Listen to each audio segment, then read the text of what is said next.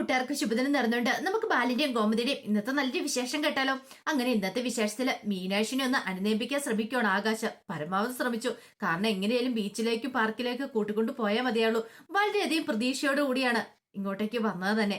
പക്ഷെങ്കില് മീനാക്ഷിക്കാണ് ഭയങ്കര സങ്കടമായിരുന്നു. അവസാനം ആകാശ് പറഞ്ഞു, എന്തൊക്കെയാ മിനു നീ പറയണേ? നീ വരാതിരിക്കരുത്, വാ എന്റെ കൂടെ എഴുന്നേറ്റ് വാ. നീ മുമ്പ് പറയില്ലായിരുന്നോ നമുക്ക് രണ്ടുപേർക്കൂടെ ബീച്ചിൽ പോണം, പാർക്കിൽ പോണം, കല്യാണത്തിന് മുമ്പ് പറയുന്നല്ലായിരുന്നോ? എന്തൊക്കെ സ്വപ്നങ്ങളും മോഹങ്ങളായിരുന്നു കൈപിടിച്ച് നടക്കണം എന്നൊക്കെ. ഇത് കേട്ട് കഴിഞ്ഞപ്പോഴത്തേനും മീനാക്ഷി പറഞ്ഞു, ഓ അതൊക്കെ ഇപ്പോഴും ആകാശം ഓർത്തിരിക്കുന്നുണ്ടല്ലേന്ന് ചോദിക്കും. എന്താ മീനു ഇങ്ങനൊന്നും പറയില്ല, എന്റെ അവസ്ഥ നീ ഒന്ന് മനസ്സിലാക്കാൻ പറയാം. പിന്നെ ആകാശിന്റെ അവസ്ഥ, ആകാശിന് മാത്രം എപ്പോഴും അവസ്ഥയുള്ളൂ. ബാക്കിയുള്ളവരുടെ മനസ്സെന്താ, അവരുടെ ബുദ്ധിമുട്ടും വേദന എന്താന്ന് ആകാശം ചിന്തിക്കുന്നില്ല. ആകാശിന് അച്ഛനോടുള്ള പേടി കാരണം ആകാശ് ഇങ്ങനെ ഓരോന്ന് കാണിച്ചു കൂട്ടും. ഞാൻ ഭാര്യയാണ്, അല്ലെങ്കിൽ അവൾക്ക് ഇത്തിരി സന്തോഷം കൊടുക്കണം എന്നൊരു ചിന്തയൊന്നും ആകാശിന്റെ മനസ്സിലില്ലാന്ന് പറയാം. അങ്ങനെ പറയരുത് മീനു, ഈ ഒരു തവണത്തേക്ക് എന്നോട് ക്ഷമിക്കാൻ പറയണം. അവസാനം മീനു പറഞ്ഞു, വേണ്ട, ആകാശിനോടൊപ്പം ഞാനില്ല. വന്നു കഴിഞ്ഞിട്ടുണ്ടെങ്കിൽ പോകുന്ന വഴിക്കും ഇങ്ങനെ എന്തെങ്കിലും ഒരു കാരണം പറഞ്ഞ് എന്നെ മിക്കവാറും അവിടെ നിർത്തിയിട്ട് ആകാശിന്റെ വഴി തേടി പോകുന്നു പറയാം. അങ്ങനെയൊന്നും ഉണ്ടാകത്തില്ല, പ്രോമിസ് ആയിട്ടും ഇല്ലാന്ന് പറയാം. മീനു അങ്ങനെ പിണങ്ങി നിൽക്കുന്ന സമയത്ത് ആകാശം എന്നിട്ട് പറഞ്ഞു, ദേ വന്നില്ല, ഞാൻ തൂക്കി എടുത്തോണ്ട് പോകുന്നു പറഞ്ഞിട്ട് മീനുവിനെ അങ്ങോട്ട് കോരി എടുക്കണം. മീനു പറഞ്ഞു, വിട് വിട് വിട്, ഞാൻ വരാം എന്നൊക്കെ പറയാണ്. അങ്ങനെ അവർ രണ്ടുപേരും കൂടെ ബീച്ചിലേക്ക് പോകാനായിട്ട് റെഡിയാവുക. പിന്നീട് ആകാശ് ചോദിച്ചു, നീ ഫുഡ് വല്ലതും കഴിച്ചോ? പിന്നെ ഞാൻ കഴിച്ചു, ഇവിടെ ഇങ്ങനെ എന്താണ്ട് ഉണ്ടാക്കി വെച്ചേക്കോ എല്ലാരും ചോദിക്കും. ഒരു കാര്യം ചെയ്യാം, ബീച്ചിലേക്ക് പോകുന്ന വഴിക്ക് അവിടെ തൊട്ടടുത്ത് എവിടെയും റെസ്റ്റോറൻറ്റ് കാണും, അവിടെ കയറി നമുക്ക് ഫുഡൊക്കെ കഴിക്കാന്ന് പറയാം. ശരി, അങ്ങനെ രണ്ടുപേരും കൂടെ ഇറങ്ങുവാണ്. ഈ സമയം ആനന്ദും ആര്യനും ധർമ്മനും കൂടെ സംസാരിച്ചുകൊണ്ടിരിക്കുക. ആര്യനാണ് ദേഷ്യം കൊണ്ട് അടക്കാൻ പറ്റുന്നുണ്ടായിരുന്നില്ല. എന്നാലും അച്ഛൻ ഇത് എന്ത് പരിപാടിയാ കാണിക്കുന്നേ? ഇങ്ങനെയൊക്കെ കാണിക്കാൻ കൊള്ളാവുന്ന കാര്യമാണ്. പാവം കൊച്ചേട്ടൻ 2 ദിവസത്തേക്കൊന്ന് പോയതാ. അവിടെ ചെന്ന് കഴിയുമ്പോഴെങ്കിലും സമാധാനത്തോടെ ഇരിക്കാന്ന് കരുതിയപ്പം അത് അതിനേക്കാളും വലിയ ഇത്. പട പേടിച്ച് പന്തളത്തി വന്നപ്പോ പന്തംകുളത്തി പ്രകടനം പറഞ്ഞൊരു അവസ്ഥയായി പോയല്ലോ എന്ന് പറയാ. ധർമ്മം പറഞ്ഞു, അത് ശരിയാ, അളിയനല്ലേലും ഇത് എന്ത് ഭാവിച്ചാ? 2 ദിവസം ഉണ്ട്, ആ 2 ദിവസം 20 ദിവസത്തെ ജോലിയും കൊടുത്താൽ വിട്ടേക്കണെന്ന് പറയാ. ഇത് കേട്ടപ്പോ ആനന്ദ് പറഞ്ഞു, അങ്ങനെയൊന്നും ആയിരിക്കില്ല, 1-2 ചെറിയ പണികൾ എന്തെങ്കിലുമൊക്കെ കൊടുത്തിട്ടുണ്ടായിരിക്കുള്ളൂ. ആര്യം പറഞ്ഞു, ആര് പറഞ്ഞു ആനന്ദേട്ടനോട് ചെറിയ പണികളാ കൊടുത്തിട്ടിരിക്കുന്നതെന്ന്? ഇത് കേട്ടപ്പം ആനന്ദ് ചോദിച്ചു, അല്ല അവിടെ ഇതിന് മാത്രം എന്താ പണികളിരിക്കുന്നേ? അച്ഛനതിന് അവിടെയൊന്നും വലിയ പരിചയവും കാര്യങ്ങളൊന്നും ഇല്ലല്ലോ എന്ന് പറയാണ്. ധർമ്മം പറഞ്ഞു, കൊള്ളാം, അളിയന് അളിയന്റെ സ്വഭാവം അറിയത്തില്ലാഞ്ഞിട്ടാ. അളിയൻ എന്താ പറഞ്ഞിട്ടിരിക്കുന്നറിയോ? അവിടെ ചെന്നിട്ട് മാർക്കറ്റിൽ കൂടെ ഒക്കെ നടക്കാൻ പറയും. അണ്ട് ഉള്ള പലചരക്കടയിൽ കൂടെ മീൻകടയിൽ കൂടെ എല്ലാം കയറിയിട്ട് അവിടെ ഏറ്റവും വില കുറച്ച് കിട്ടുന്ന കടയിൽ നിന്ന് അന്വേഷിക്കാൻ പറയും. എന്നിട്ട് അവിടെ എല്ലാം അന്വേഷിച്ചിട്ട് 10 കട കയറുമ്പോഴായിരിക്കും ഏതെങ്കിലും ഒരു കടയിൽ കുറച്ച് വില കുറവ് കിട്ടുന്നത്. എന്നിട്ട് അവിടത്തേക്ക് സാധനം ഓർഡർ ചെയ്യും. അവര് കുറെ അയച്ചോളൂല്ലോ. അങ്ങനെയാ ചെയ്യുന്നേ. എത്ര കടകൾ കയറി ഇറങ്ങിയാലാ പാവ ആകാശന്ന് ചോദിക്കുകയാണ്. അങ്ങനെയല്ലെന്ന് ആനന്ദി ചോദിക്കും. അതേന്ന് പറയാണ്. ഇനിയിപ്പൊ എന്ത് ചെയ്യാനാ? ഇന്നത്തെ ഒരു ദിവസം കഴിഞ്ഞാൽ നാളെ ഇങ്ങോട്ട് വരണ്ടേ? കൊച്ചേട്ടൻ ആര്യം പറയാണ്. ഇത് കേട്ടപ്പോ ധർമ്മം പറഞ്ഞു, അത് ശരി തന്നെയാ, പറഞ്ഞിട്ട് കാര്യമൊന്നുമില്ല, നമുക്കൊന്നും ചെയ്യാൻ പറ്റില്ലല്ലോ എന്ന് പറയാം. ഇത് കേട്ടപ്പോ ആര്യം പറഞ്ഞു, നമുക്കൊന്നും ചെയ്യാൻ പറ്റില്ല, പക്ഷെങ്കിൽ കൊച്ചേട്ടന് ചെയ്യാൻ പറ്റുമെന്ന് പറയണ. ആനന്ദ് ചോദിച്ചു, എന്ത്? ഫോണിനകത്തെ ഒരു സിം കാർഡ് എന്ന് പറഞ്ഞൊരു സംഭവം ഉണ്ടല്ലോ, അതിങ്ങോട്ട് വലിച്ചൂരി എടുക്കണം. എന്നിട്ട് അങ്ങോട്ട് കടിച്ച് അവച്ചിട്ട് ആ കായലിലേക്ക് അങ്ങോട്ട് ഒറ്റ ഏറ് കൊടുക്കണം. അതോടുകൂടി പ്രശ്നമെല്ലാം ക്ലോസ്. നീ എന്താടെ പറയണേന്ന് ആനന്ദ് ചോദിക്കും. പിന്നല്ലാതെ, പിന്നെ അച്ഛൻ എങ്ങനെ വിളിക്കണേ? വിളിച്ചാ കിട്ടണ്ടേ? അതോടുകൂടി കാര്യങ്ങൾക്കൊക്കെ ഒരു തീരുമാനമാവെന്ന് പറയാം. ഇത് കേട്ടതും ധർമ്മം ചിരിക്കുക. കാരണം അവർക്ക് പോലും സഹിക്കാൻ പറ്റുന്നില്ല. അനിയൻ ഇങ്ങനെ ഒരു അവസ്ഥ വന്നപ്പം അടിച്ചുപൊളിച്ച് ആഘോഷിക്കാനായിട്ട് പോയതല്ലേ. ഈ സമയം ആകാശും മീനാക്ഷിയും കൂടെ ബീച്ചിലേക്ക് പോവാണ്. അങ്ങനെ അവരവിടെ പോയി ഫുഡെല്ലാം കഴിച്ചതിന് ശേഷം ബീച്ചിലേക്ക് ചെല്ലുവാണ്. രണ്ടുപേരും കൈയൊക്കെ കോർത്ത് പിടിച്ച് സന്തോഷത്തോടെ ഇങ്ങനെ നടക്കുവാണ്. ഈ സമയം ആകാശ് പറഞ്ഞു, നമ്മുടെ വീടിന്റെ അടുത്തൊരു ബീച്ച് വേണമായിരുന്നല്ലേന്ന് ചോദിക്കുക. എന്തിന്? അല്ല, അങ്ങനെയാണെങ്കിൽ എന്നും നമുക്ക് ഇങ്ങനെ ബീച്ചിലൊക്കെ വന്ന് കൈയും പിടിച്ചിങ്ങനെ നടക്കാലോ, ഓടിച്ചട നടക്കാലോ, കുറച്ച് സമയം വന്നതിന് സൊറ പറഞ്ഞിരിക്കാലോ എന്ന് പറയാം. നല്ല കഥയായി. അല്ലെങ്കിൽ ഇപ്പൊ തന്നെ രാവിലെ പോയാ വൈകുന്നേരം വരുന്നത്, വീടാ കട, ആ കട അതിന്റെ ഇടയ്ക്ക് എവിടെയാ ആകാശേട്ടാ ബീച്ചിലൊക്കെ പോകാൻ സമയം? ഒരു കണക്കിന് ഇല്ലാത്ത നന്നായി, ഉണ്ടായിട്ടും വല്ല പ്രയോജനമൊന്നുമില്ലോ. പിന്നെ ഇത്രയും ദൂരം ഇവിടെ വന്നിട്ട് 2 ദിവസം നിന്നിട്ട് പോലും ഇങ്ങോട്ടേക്കൊന്നും വരാൻ പറ്റിയില്ല. പിന്നെയാണ് വീട്ടിൽ ഡെയിലി പോകാൻ പോകുന്നത്. ഒന്നും മിണ്ടായിരിക്കുക ആകാശേട്ടാന്നൊക്കെ പറയാ. അങ്ങനെ അവര് ഓരോ കാര്യങ്ങളൊക്കെ പറഞ്ഞ് ഇങ്ങനെ സൊറവറന്ന് നടക്കുവാണ്. ഈ സമയം ബാലൻ ആകാശനെ വിളിക്കുവാണ്. ആകാശം നോക്കിയപ്പോ കഴിഞ്ഞ് ബാലന്റെ കോള് പെട്ടെന്ന് അങ്ങോട്ട് കട്ട് ചെയ്തു. മീന് ചോദിച്ചു, എന്താ ആകാശം എന്ന് ചോദിക്കുകയാണ്. ഒന്നുമില്ലാന്ന് പറയണ. എന്നാ വാ മീനു ഭയങ്കര സന്തോഷത്തിലാ. ആകാശം പക്ഷെ ആ സന്തോഷം കെടുത്താനായിട്ട് തയ്യാറായില്ല. ഇതെങ്ങാനും ഇപ്പൊ മീനുവിനോട് പറഞ്ഞിട്ടുണ്ടെങ്കിൽ മീനുവിന് അതിനേക്കാളും വലിയ വിഷമം, പാവം, അതിനെന്തിനാ സങ്കടപ്പെടുത്തുന്നത് എന്ന് കരുതിയിട്ട് ആകാശം അതിനെക്കുറിച്ച് ഒന്നും പറയാനായിട്ട് പോയില്ല. ഈ സമയം ബാലനാകെ ടെൻഷനായി. വിളിച്ചിട്ട് കിട്ടുന്നില്ല, അവൻ എന്താ കോൾ എടുക്കാത്തെ? അവൻ ഈ കോൾ എടുത്താൽ എന്താ കുഴപ്പം എന്നൊക്കെ പറയാം. അപ്പോഴേക്കും ധർമ്മം ചോദിച്ചു, എന്താ അളിയ?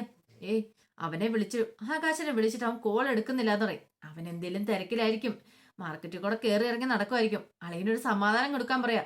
പിന്നെ സമാധാനം, അവനോടൊരു ജോലി പറഞ്ഞാൽ ചെയ്താൽ മതി, അതിനിടയ്ക്കൊന്ന് ഫോൺ വിളിച്ച് അവൻ എടുത്താൽ എന്താ കുഴപ്പം? ഇതിന് മാത്രം അവൻ അവിടെ എന്താ തിരക്ക് എന്നൊക്കെ പറയാം. ഇത് കേട്ടതും ധർമ്മം പറഞ്ഞു, ഉഫ്, എന്റെ ദൈവമേ, എന്തൊരു സ്വഭാവമാ! 2 ദിവസത്തേന് അവന് സന്തോഷിക്കാൻ പോയിക്കുമ്പോ ഇത് എന്തൊരു തന്ത ഇത്, ഒരു സമാധാനം കൊടുക്കാത്ത ആള് എന്നൊക്കെ പറഞ്ഞിട്ട് പിറുപിറുത്തോണ്ട് ധർമ്മൻ അങ്ങോട്ടേക്ക് പോവാണ്.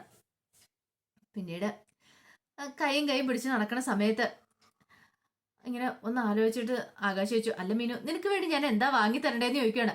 ഇത് കേട്ട് കഴിഞ്ഞപ്പോ മീനു പറയാം, എന്നാ ഒരു കാര്യം ചെയ്യാം, ഈ ബീച്ചിന്റെ സൈഡില് ഒരു വീട് അങ്ങോട്ട് വാങ്ങാൻ പറയാണ്, നമുക്ക് രണ്ടുപേർക്കൂടെ. ഓ, തമാശിച്ചാണോ? അതെ, അത്രയ്ക്കുള്ള പാങ്ങൊന്നും എനിക്കില്ല. ഇപ്പൊ തൽക്കാലത്തേക്ക് വല്ല ഐസ്ക്രീമോ അങ്ങനെ എന്തെങ്കിലുമൊക്കെ വാങ്ങി തരാന്ന് പറയാം. ആണോ? എന്നാ ശരി, ഐസ്ക്രീം വാങ്ങിക്കൊണ്ട് വരാൻ പറയണം. അങ്ങനെ ഐസ്ക്രീം വാങ്ങാനായിട്ട് അങ്ങോട്ട് പോകാൻ തുടങ്ങും. വീണ്ടും ഫോൺ ബെല്ലടിക്കുകയാണ്. ബാലിനെ വിളിക്കുന്നത്. വീണ്ടും കോള് കട്ട് ചെയ്തു.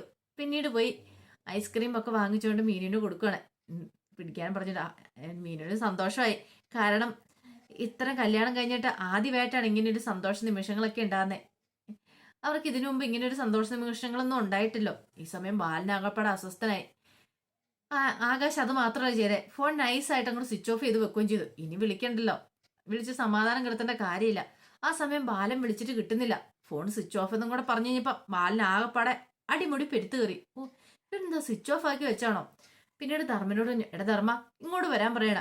എന്താ അളിയാ ഇത്? ഞാൻ അവനെ വിളിച്ചിട്ട് ഫോൺ സ്വിച്ച് ഓഫ് എന്ന് പറയുന്നു, നീ ഒന്ന് വിളിച്ചു നോക്കാൻ പറയാണ്. അളിയാ, ഫോൺ സ്വിച്ച് ഓഫ് ആണെങ്കിൽ പിന്നെ ഞാൻ വിളിച്ചിട്ട് വല്ല കാര്യമുണ്ടോ എന്ന് ചോദിക്കണം. നീ വിളിച്ചു നോക്കടാ എന്ന് പറഞ്ഞു കഴിഞ്ഞപ്പോ ധർമ്മം വിളിക്കണം. ലൗഡ് സ്പീക്കർ ഇട്ടു. ലൗഡ് സ്പീക്കർ ഇട്ടാ വിളിക്കണേ. അപ്പോഴും ഫോൺ സ്വിച്ച് ഓഫ് എന്നാ. കണ്ടില്ല അളിയാ? അതെ, അളിയൻ വിളിക്കും ഫോൺ സ്വിച്ച് ഓഫ് ആണെങ്കിൽ ഞാൻ വിളിക്കുമ്പോഴത്തേന് ഫോൺ ഓണായി വരത്തൊന്നുമില്ല. അളിയനാണെന്നും അറിയില്ലെന്ന് ചോദിക്കുക. എന്നാലും ഈ ഫോണൊക്കെ സ്വിച്ച് ഓഫ് ചെയ്ത് വെച്ചിട്ട് അവൻ എങ്ങോട്ട് പോയി? അളിയാ, ബാറ്ററി ചാർജ് എങ്ങാനും തീർന്നു കാണുമായിരിക്കും, അതുകൊണ്ടായിരിക്കും. എടാ, ബാറ്ററി ചാർജ് ചെയ്താൽ ഫോൺ കുത്തിയിടണ്ടേ? അളിയൻ എന്തു പൊട്ടത്തരൊക്കെ പറയണേ. അതിന് പോകുന്ന വഴിക്ക് അവന് മൊബൈൽ ചാർജും കൊണ്ടാണ് നടക്കുന്നത്. അത് മാത്രമല്ല, പോകുന്ന വഴിക്ക് ഫോൺ കുത്തിയിടാൻ പറ്റുന്ന കാര്യമാണോ? ഓരോ കടകൾ കയറി ഇറങ്ങി ഇങ്ങനെ നടക്കുമല്ലേ, അതെന്താ അളിയൻ മനസ്സിലാക്കത്തേന്ന് ചോദിക്കും. പക്ഷെ ബാലൻ എന്തോ ഒട്ടും അങ്ങോട്ട് പിടിച്ചില്ല. അങ്ങ് നല്ല ദേഷ്യമായിരുന്നു. ഈ സമയം ആകാശും മീനാക്ഷിയും കൂടെ കുറെ ഫോട്ടോസും കാര്യങ്ങളൊക്കെ എടുത്തു. പിന്നീട് മീനു പറഞ്ഞതേ, ഇത് ഞാൻ മിത്രയ്ക്ക് അയച്ചു കൊടുക്കാന്ന് പറയണ. ഇത് കേട്ടപ്പോ ആകാശ് പറഞ്ഞു, ഏ വേണ്ട വേണ്ട, അത് വേണ്ടെന്ന് പറയണ.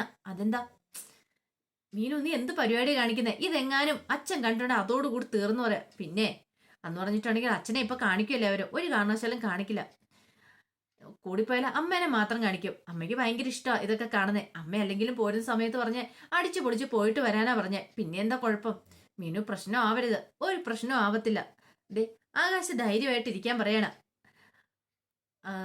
അതുപോലെ തന്നെ ഈ ഫോട്ടോസ് കണ്ടു കഴിയുമ്പോഴത്തേനും അമ്മയോർക്കും 2 ദിവസമായിട്ട് പോയതാണല്ലോ, അല്ലെങ്കിൽ തന്നെ അമ്മ പോകുന്ന സമയത്ത് കുറച്ച് പൈസയൊക്കെ തന്നു വിട്ടിരിക്കുന്നത്, അപ്പൊ മക്കൾ അടിച്ചു പൊളിച്ചല്ലോ എന്ന് മാത്രം കരുതോളൂ എന്ന് പറയാം. അങ്ങനെ ആണേ കുഴപ്പമില്ല, അല്ലെങ്കിൽ പണി പാളും എന്നൊക്കെ പറയാം. ആകാശിന് ടെൻഷനാ. ഫോൺ സ്വിച്ച് ഓഫ് ചെയ്ത് വെച്ചേക്കുക. ഇനിയിപ്പോ ഇതും കൂടെ അറിഞ്ഞിട്ടുണ്ടെങ്കിൽ അതോടുകൂടി തന്റെ കാര്യത്തിൽ ഒരു തീരുമാനമാവുന്ന ആകാശിനറിയാം. ഒരു പേടിയുണ്ട്. അതുകൊണ്ടാണ് വേണ്ടാന്ന് പറയുന്നത്. പക്ഷെ എങ്കില് മീനു ഫോട്ടോ അയച്ചു കൊടുക്കുവാണ് മിത്രയ്ക്ക്. ഈ സമയം മിത്ര ഇങ്ങനെ ഓരോന്നൊക്കെ ആലോചിച്ചോണ്ടിരിക്കുന്നു. ഫോണിനകത്ത് മെസ്സേജ് വരുന്ന കണ്ടപ്പോ തുറന്നു നോക്കി. ആഹാ, കൊള്ളാലോ, നല്ല ഭംഗിയുണ്ടല്ലോ ബീച്ചിൽ നിന്ന് രണ്ടുപേരും കൂടെ എടുത്തിരിക്കുന്നത്. ആ ഫോട്ടോസ് കണ്ടപ്പോൾ മിത്രയ്ക്ക് സന്തോഷമായി. മിത്ര നേരെ അങ്ങോട്ട് ചെല്ലുവാണ്. ചെന്ന് കഴിഞ്ഞപ്പോഴത്തേനും ഗോമതി അടുക്കളയില. ഇതെന്ത് പറ്റി അമ്മ അടുക്കളയില്? എന്ത് പറ്റി അമ്മേ? അമ്മയുടെ മരുമോള് അടുക്കള വിട്ടു വന്നോന്ന് ചോദിക്കാം. എവിടെന്ന്?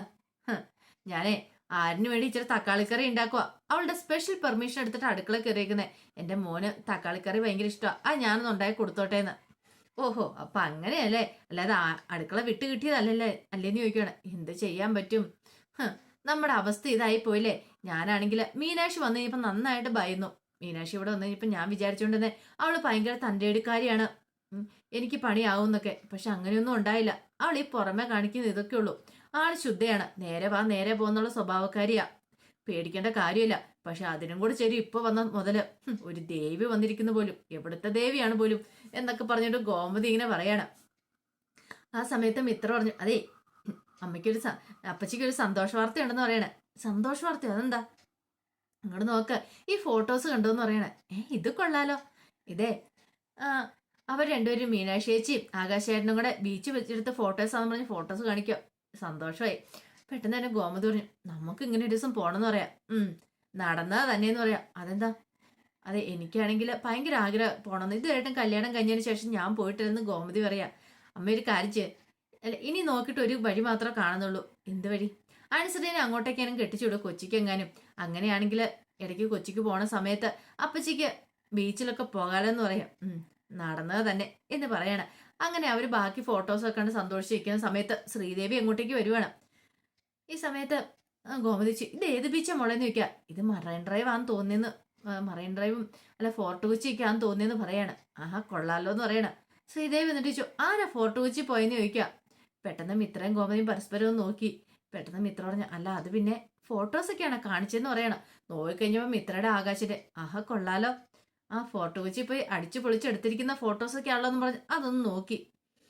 എന്നിട്ട് പറഞ്ഞു, അയ്യോ സുനാമിയൊക്കെ ഉണ്ടായ കാലമാണേ, ഒരു കാര്യം ചെയ്യുക, സുനാമിയൊക്കെ ഉണ്ടാകുന്ന അധികം അങ്ങോട്ട് ഇറങ്ങലെന്നൊക്കെ പറഞ്ഞേക്കണം എന്നും പറഞ്ഞ ശ്രീദേവി ഒന്ന് പറഞ്ഞിട്ട് അങ്ങോട്ട് പോവാണ്. ഗോമതിക്ക് ഇഷ്ടപ്പെട്ടില്ല. അവളുടെ ഒരു സുനാമി വന്നേക്കുന്നു, അസൂയ അവൾക്ക്, അതുകൊണ്ട് പറഞ്ഞ സുനാമിയാന്നും പറഞ്ഞോണ്ട്. എന്നാൽ ഇതുപോലെ ഉണ്ടോ പെൺകുട്ടികള് എന്ന് ഗോമതി മിത്രയോട് പറയാണ്. മിത്ര ചിരിക്കുകയാണ്. ഈ സമയം കൃഷ്ണമംഗലത്ത് അച്യുതനും അലോകൊക്കെ ഇരിക്കുന്ന സമയത്താണ് അങ്ങോട്ടേക്ക് അനന്തനും കൂടെ വരുന്നത്. അങ്ങനെ അനന്തൻ വന്നു കഴിഞ്ഞപ്പോഴത്തേനും അച്യുതൻ പറഞ്ഞു, ഏട്ടാ 1 കോടി രൂപയുടെയും കൂടെ കുറവുണ്ട്. ആ 1 കോടി രൂപയ്ക്ക് എന്തെങ്കിലും ഈട് കൊടുക്കണം ബാങ്കുകാർക്ക്, എന്നാലോ 5 കോടി രൂപ തികച്ച് നമുക്ക് കിട്ടുള്ളൂ എന്ന് പറയണം. ഇത് കേട്ടപ്പോൾ അനന്തൻ പറഞ്ഞു, അതിനിപ്പോ എന്ത് ഈട് കൊടുക്കാനായിട്ടാ, എല്ലാം നമ്മൾ ഈട് കൊടുത്തില്ലേന്ന് ചോദിക്കും. അത് പിന്നെ ഈ വീടുണ്ടല്ലോ, ഈ വീട് അങ്ങോട്ട് ഈട് കൊടുത്താലോ, നോക്കിയിട്ട് അത് മാത്രമേ മാർഗമുള്ളെന്ന് പറയണം. എന്നാലെ കടങ്ങളൊക്കെ വീട്ടാൻ പറ്റുള്ളൂ എന്ന് പറയാ. ഇത് കേട്ടതും അനന്തനൊന്ന് ആലോചിച്ചു, അതിപ്പോ വീട് കൊടുത്തിട്ട് അങ്ങനെയാണെങ്കിൽ പിന്നെ ഇപ്പൊ നോക്കേണ്ട കാര്യമില്ല, വീട് ഈട് കൊടുത്തിട്ടാണ് ശരി. ഇനിയിപ്പം ബാങ്കിൽ നിന്ന് പൈസ കിട്ടണ്ടേ, കടങ്ങളൊക്കെ വീട്ടണ്ടേ, അങ്ങനെയെങ്കിൽ അങ്ങനെ അങ്ങനെ എന്തെങ്കിലും ചെയ്യാം എന്ന് പറയാണ്. ഇതെല്ലാം കേട്ട് കഴിഞ്ഞപ്പം അലോക് പറഞ്ഞു, അല്ല വീടൊക്കെ ഈട് കൊടുക്കാന്ന് പറഞ്ഞാല്. അനന്തൻ ചോദിച്ചു, അല്ല നമ്മൾ ഈട് കൊടുത്താൽ നമ്മളിത് പിന്നെ തിരിച്ചടയ്ക്കുമല്ലോ, തിരിച്ചടച്ചു കഴിഞ്ഞാൽ പിന്നെ നമുക്ക് എടുക്കാമല്ലോ, അതുകൊണ്ട് പിന്നെ എന്താ കുഴപ്പമിരിക്കണേ, ഇപ്പൊ ആദ്യം നമ്മുടെ ആവശ്യങ്ങൾ നടക്കണ്ടേന്നൊക്കെ ചോദിക്കുകയാണ്. അത് കേട്ടപ്പം മുത്തശ്ശി പറഞ്ഞു, അത് ശരിയാ, അങ്ങനെയാണ് പിന്നെ അങ്ങനെ ചെയ്യുക, അങ്ങനെയൊക്കെ പറയാണ്. അപ്പൊ അതിന്റെ വിശേഷങ്ങളൊക്കെയാണ് നമ്മളിന്ന് കാണുന്നത്. ഇതിന്റെ ബാക്കി വിശേഷങ്ങളുമായിട്ട് വൈകുന്നേരത്തെ പ്രമോയി വരാട്ടോ. ഒരിക്കൽ കൂടി എല്ലാവർക്കും ശുഭദിനം നേർന്നുകൊണ്ട് നിർത്തുന്നു. നന്ദി.